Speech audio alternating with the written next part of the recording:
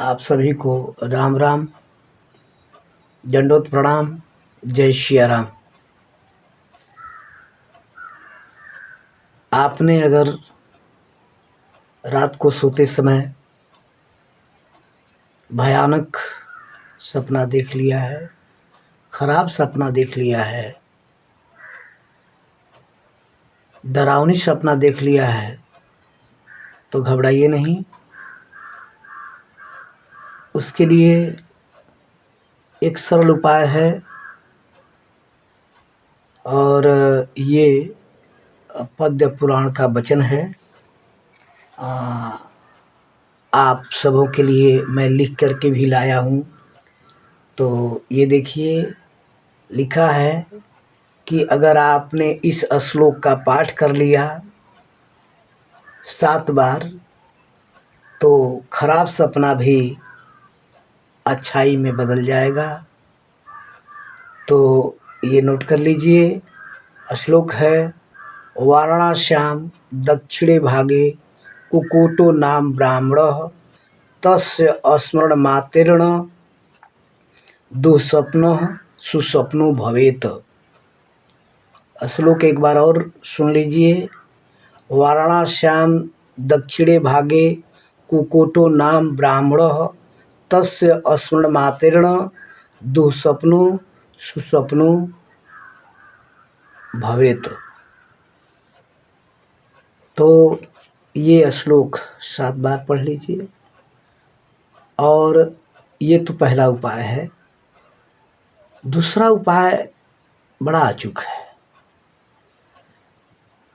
दूसरा उपाय ये है कि आप जानते ही हैं कि 3 बजे से लेकर के और 7:30 बजे तक का ये बेला ब्रह्म बेला है, और सुबह में देखा गया ही सपना सत्य होता है। देर रात देखी हुई सपना को कोई मान्य नहीं रखा जाता। तो आप जो है 3 बजे से लेकर 7:30 बजे का ये ब्रह्म बेला, इसमें आप सोएं ही नहीं।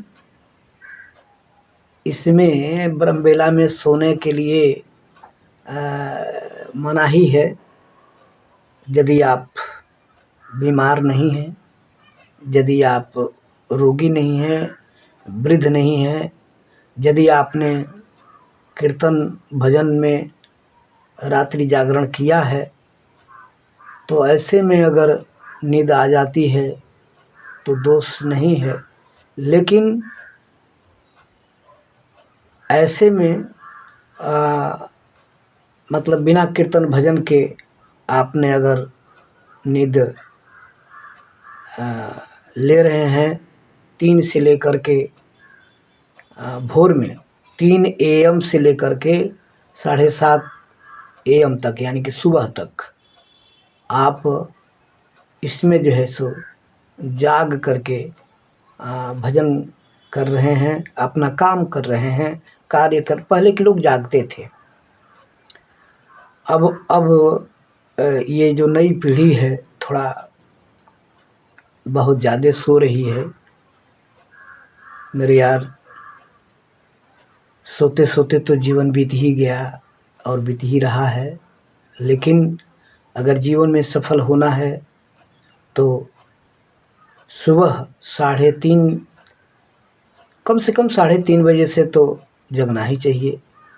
तो 3:30 से लेकर के 7:30 बजे तक का ये अमृत बेला, ब्रह्म बेला में न सोएंगे न सपना आएगा, हाँ, और भजन करेंगे, अपने काम में लगे रहेंगे।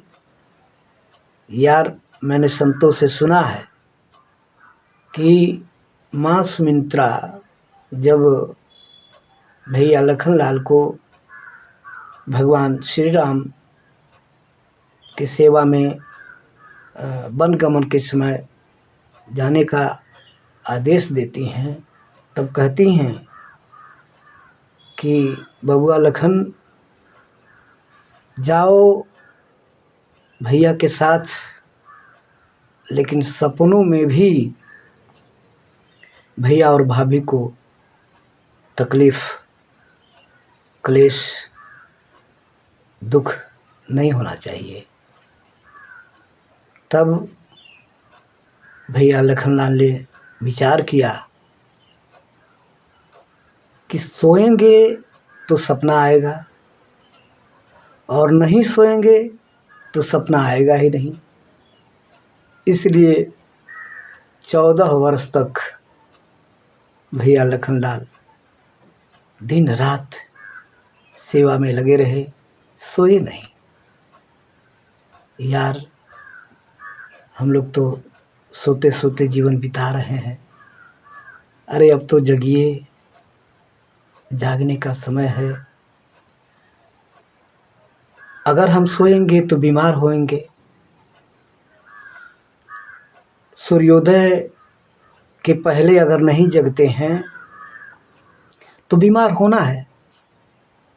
और वैसे भी प्राणवायु जो है बड़ी आंत में 3 से लेकर के और 5 बजे तक बड़ी आंत में रहती है। तो इस समय शौच क्रिया आप जाते हैं तो आयुर्वेद कहता है कि खुल करके शौच हो जाता है, बीमारी नहीं लगती, कब्ज नहीं होता। तो मेरे भाई, आप सभी से निवेदन है कि